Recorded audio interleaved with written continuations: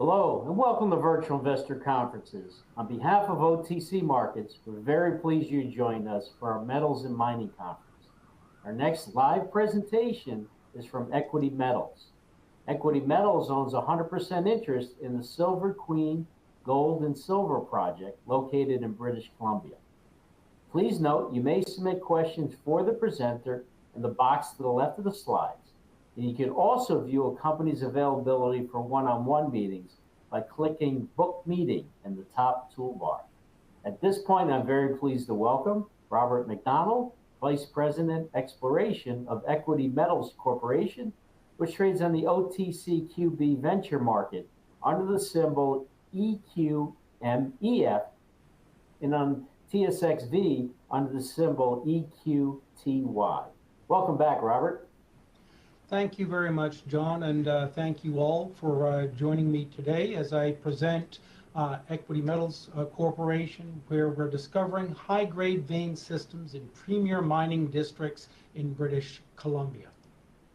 I will be making forward-looking statements. So our flagship project, as John has introduced, is our high-grade Silver Queen project located in central British Columbia, which currently has no royalty burden. We completed new drilling in 2024 and with some exceptional assay results that I will review in the presentation moving forward. In 2022, late 2022, we updated our mineral resources on the project, which had significant increases in both the indicated and the inferred category. We do have some other projects that I will touch on briefly in the presentation, and I will talk a little bit more detail on our new acquisition, the Arlington property located in southern British Columbia, which adds a potentially significant gold-copper asset. We have experienced management and geological team with a proven track record, and we continue to advance each of these projects along towards eventual production decisions. Quick review of the capital market structure. Our share price for the last month has been trading in the 20-cent range. That gives us a market capitalization of just under 40 million Canadian, an enterprise value per ounce in the ground of 51 cents Canadian. We have an experienced management team and board with a track record, a proven track record of exploration, discovery, and development success within North America. And now for the project portfolio. The flagship project is our Silver Queen project. It's located in central British Columbia. It has no royalties on the property and a high-grade resource with 85 million silver equivalent ounces at a very high in the indicated and inferred categories at a very high average grade of over 400 grams per ton silver equivalent. We completed just over 17,000 meters in 42 holes in 2024, and I'll be reviewing that in detail in this presentation. Our new acquisition is the Arlington project. It's located in southern British Columbia. It's a greenfields project with multiple exploration targets. I'm very excited to get on that, and we're planning to be exploring on that project starting up again in the April-May timeframe. So back to the Silver Queen project, the flagship of the company. It's well positioned, district scale property in what's known as the Skeena Arch in central British Columbia. It's in a mature mining region. The project itself has been known for over 100 years. There's been historic production, limited historic production on the project, some very significant underground development, which I will cover. And again, we've completed just under 50,000 meters since 2020, continuing to advance the project and develop mineral resources on the property. You can see we're surrounded by major players and past producing and producing mines. The project package consists of 17 Crown granted titles, which are patented claims in U.S. terminology, as well as 46 tenures covering over 18,000 hectares. And that's the property here in blue, located here. We're located just 35 kilometers to the south of the town of Houston. The road that goes to the Huckleberry mine runs right through the property, and so we have immediate road access. This is the front gate for the project. You can drive right in. We're located also on the eastern edge of the Coast Range, and so in the foothills. And so we're not in the mountains. It's not particularly rugged. The area has both farmland as well as forestry ground that's being mined. It's quite easy to get around in and easy to maneuver around. We're also in a rain shadow of the Coast Range, and so that means that we get less precipitation, particularly snow in the winter, than what you might see, further north in the Golden Triangle, the well-known mineral district in northern British Columbia. So it means that we can explore with the access and the reduced snow cover. It means we can explore all year round. We've actually had 2 winter programs already, and again, it's a little bit more expensive, but it is still very manageable to do if we need to start exploring all year round. So this is a quick summary of the project. The areas of interest, there's about 20 different veins, epithermal polymetallic gold silver veins. These are located on the western side of the property. And these are the main areas that we've focused on and where we've been able to develop mineral resources. These are the Camp deposit, which has a very strong silver bias with bonanza grade silver, up to 56,000 grams per ton silver in drill core.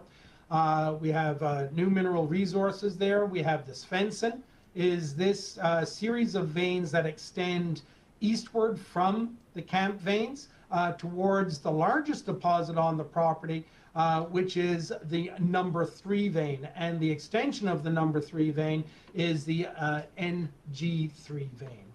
There's also been the identification of porphyry copper mineralization on the property.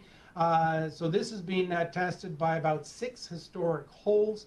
At this point, though, we look at this as being a lesser priority as we continue to focus on the development of the veins in the George Lake area. We have done drilling in the Cold Lake area. Again, the number 3 vein extension in this area as well.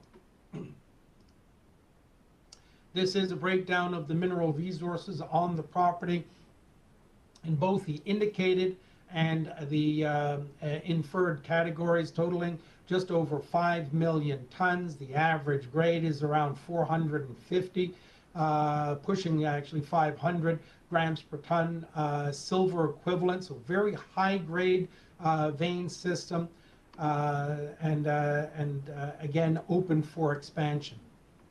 One of the features of the system is that we have tremendous grade retention within the mineral resource estimate.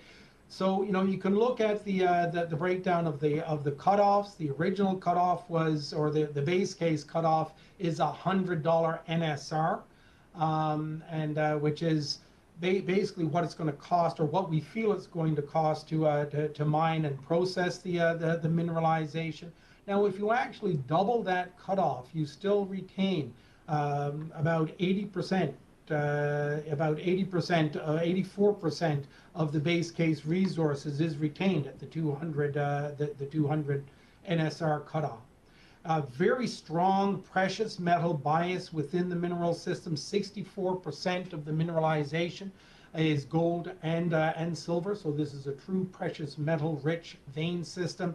And we have again another leg up for the project. 74% of the resources in the the indicated category, which again is very beneficial as you start moving the project towards a production decision. This is just a quick photo of the different style of veins that we have on the project. These are classic epithermal veins. You have some of the mineralization, like you see in the top, is very silver biased with low base metals. Again, the lower one, very high grade silver mineralization and a classic epithermal vein, textured vein.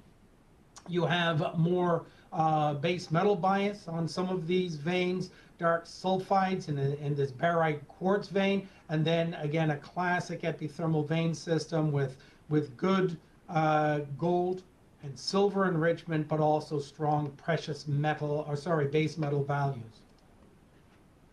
So what we did in 2024, we tested 4 target areas, 42 holes, over 17,000 meters. We've identified bonanza grade mineralization of both the George Lake and the camp targets. We completed some soil sampling on the project that extended some of our surface anomalies, and we've extended the number 3 vein system an additional 400 meters to the northwest.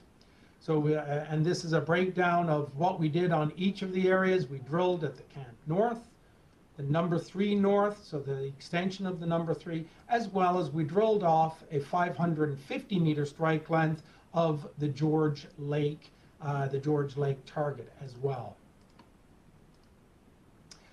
This is a summary of the results from this work at George Lake. You can see some high grade, both thick zones of robust mineralization and silver equivalent bases that also includes narrower zones of a higher grade mineralization on a silver equivalent. What we think we've identified along this 550 meter strike length, there are a series of mineralized chutes on the in that vein system. These are open at depth and ripe to continue resource expansion at depth within this system. At the number 3 north target, this was an interesting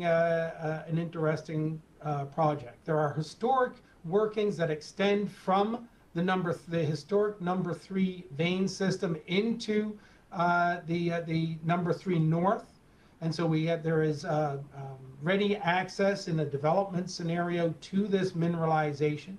We came in underneath these historic workings and underneath the blocked out resource estimate for the number 3, and identified a higher grade mineralization at depth underneath the number 3 and the historic workings of the number 3 north.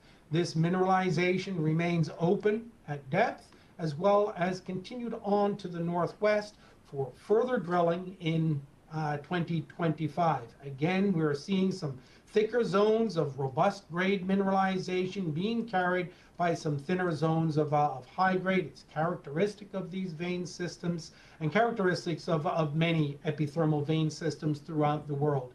Again, we're very excited about these targets. We've had good success in 2024 with mineralization in the George Lake area being open largely at depth, and in the number 3 north target, both laterally and at depth in that target for further exploration in 2025.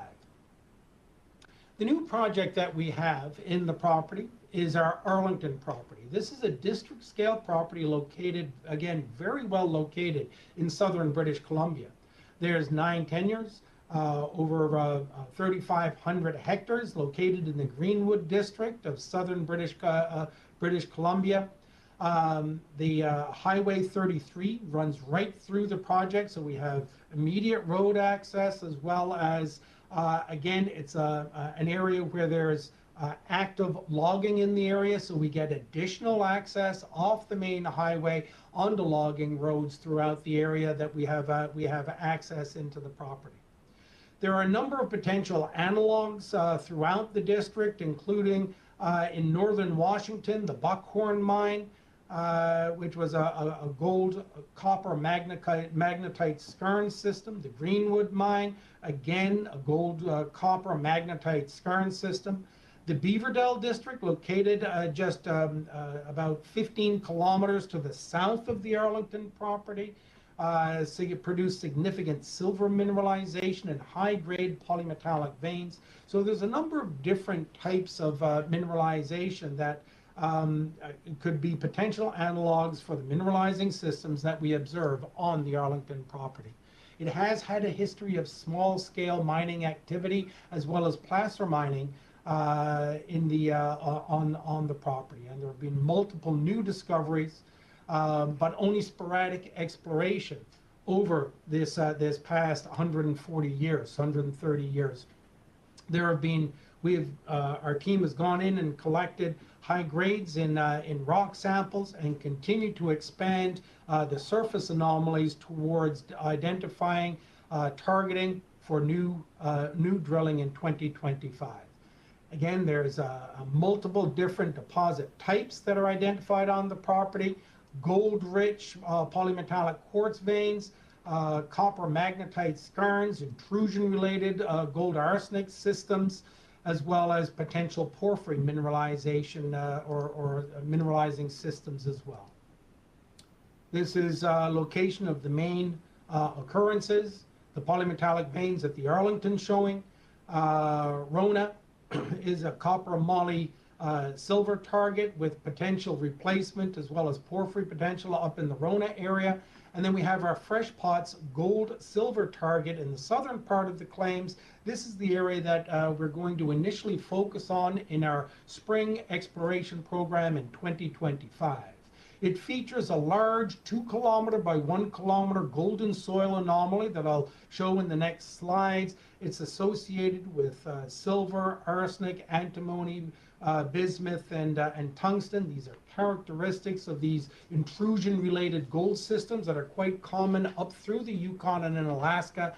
And this is, we're finding that type of system or that type of signature here in southern British Columbia. Mineralization in the Fresh Pots area was directly associated with historic placer deposits, and we have new soil and rock sampling that are vectoring us in to additional targets on the property. This is the Fresh Pots area. We're focused on the Fresh Pots South. We fast-tracked this to drill targeting, and you can see the yellow circles here are soil samples, golden soil samples, with the higher grade golden soil samples being the fatter dots, and then the blue are silver. So you're seeing these gold and silver anomalies spread out over an 800 meter by 800 meter anomaly. This is very, very significant. We know historically there was placer mining in the stream downslope from this area, and we've been able to identify high-grade rock from outcrop in this area as well. And there's a sample that's 41 grams per ton gold that came out of this grid. And so this is the area that we're fast tracking towards drill targeting in May of 2025. We have additional exploration potential to the north in the Fresh Pots North, and what we'll want to do here is infill some of these soil lines with some additional soil sampling to better define these two anomalies that we have on the property. We've recently flown the property with magnetics and radiometrics and are in the process of interpreting that data to help refine our drill targeting, again, for the spring of 2025. So Rona, it's more of, again, a greenfields discovery. There's a peroxenite intrusive with strong copper and nickel anomalies, as well as some moly. And again, that's an area that we want to continue advancing.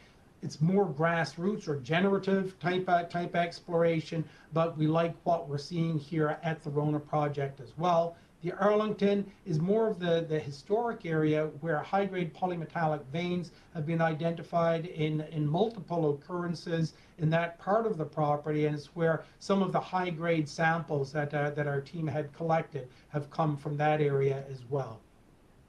So just to wrap it all up, in 2025, we intend to be aggressively exploring this property. In late last year, we completed a $3.5 million financing, so we're fully funded for the exploration program that I've outlined here. in this slide.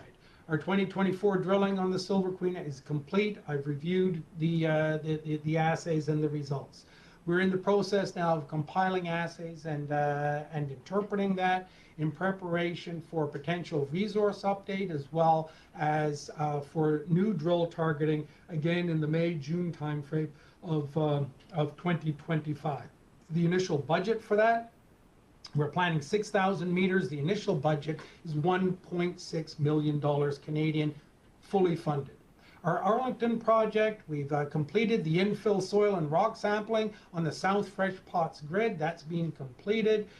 We've completed the airborne magnetic and radiometric survey. We're waiting for the snow to clear, and we'll complete some LiDAR and ground IP. And so that work is in progress. We'll be looking at doing that in mid-April and May. And then again, focus on drilling in Q3 of 2025, coupled with surface mapping, soil and till sampling. 3,000 meters of drilling is planned. The initial budget is $1.2 million. Again, all of that is fully funded with money that we raised in December of 2024. And so that's really it.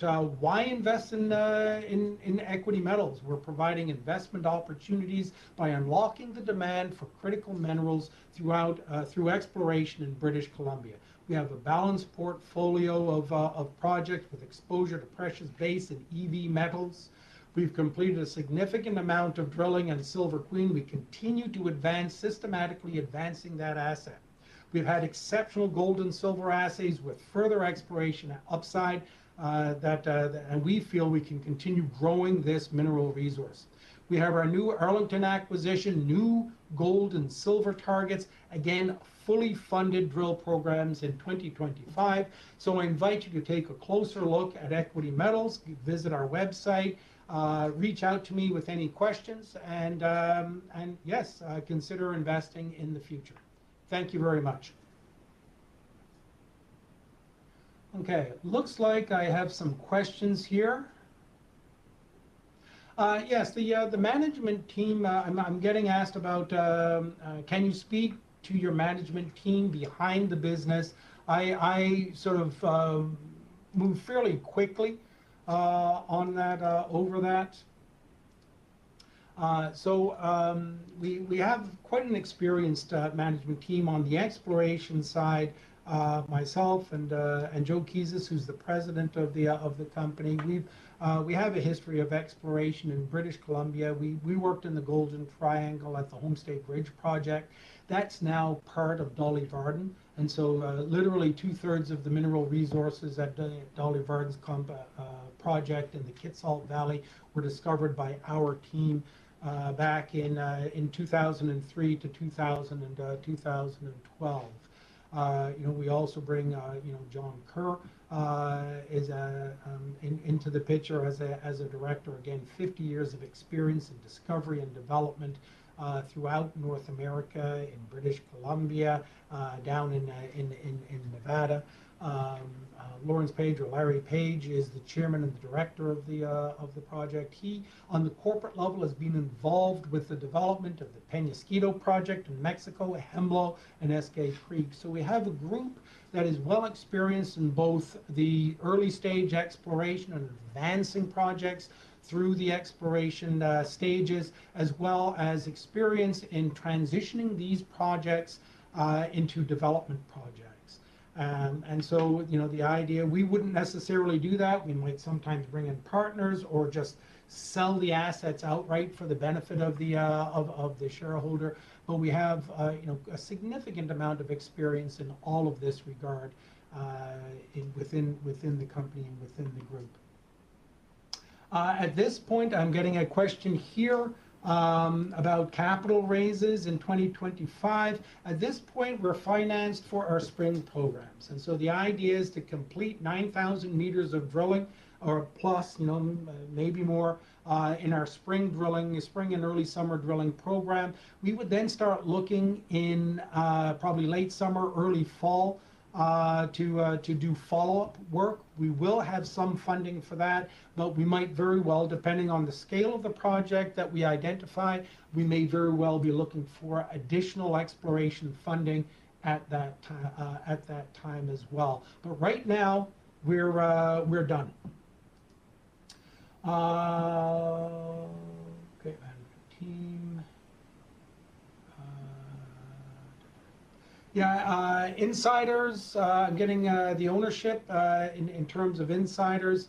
The insiders within the group own about, I think it's 7 to 8% of, that's all friends and family within the group. We have some institutional shareholders. Again, I think it's around 8 to 10%, and the rest is retail. We trade largely on the retail basis. But we do have some institutional, and in terms of friends and family, would total about 20%, 25% of the float. Thoughts on? I've got a question here. Thoughts on valuation and what would lead to re-rating? Well, we are in the process of looking at the Silver Queen project. We've had 2 field seasons of drilling on there, and so we want to assess whether we should be going to do another resource update. We had set previously a target of over 100 million ounces. We're sitting currently at 85 million. We've set a target for over 100, upwards of 120 million ounces silver equivalent. We're now in the process of modeling the north extension of the number 3 vein, the George Lake drilling that we completed, as well as extensions that we did both in 2023 and 2024 on the Camp and the Svensson deposits, and modeling those and assessing whether we'll go ahead with a resource update.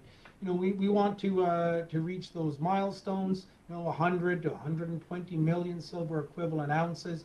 I think we can come close, and I think any new mineralization that we add to the resource base would lead to a re-rating of Equity Metals. The other aspect that would be out there would be discovery holes at Arlington, and everyone likes a new discovery. So, we have an 800 meter by 800 meter soil anomaly. Those don't grow on trees. It's not very often that you have, a golden soil anomaly of those sorts of dimensions. So we think that there's real potential to make a discovery hole at Arlington, and that could as well really give a significant boost to the price in the share price of the company. So those are the main things that I would look towards, would be adding resources and new discoveries on the project. And I think that's about it. Thank you very much for your questions, and thank you very much for your time. And again, I'll leave you with why invest in equity metals. Thank you all.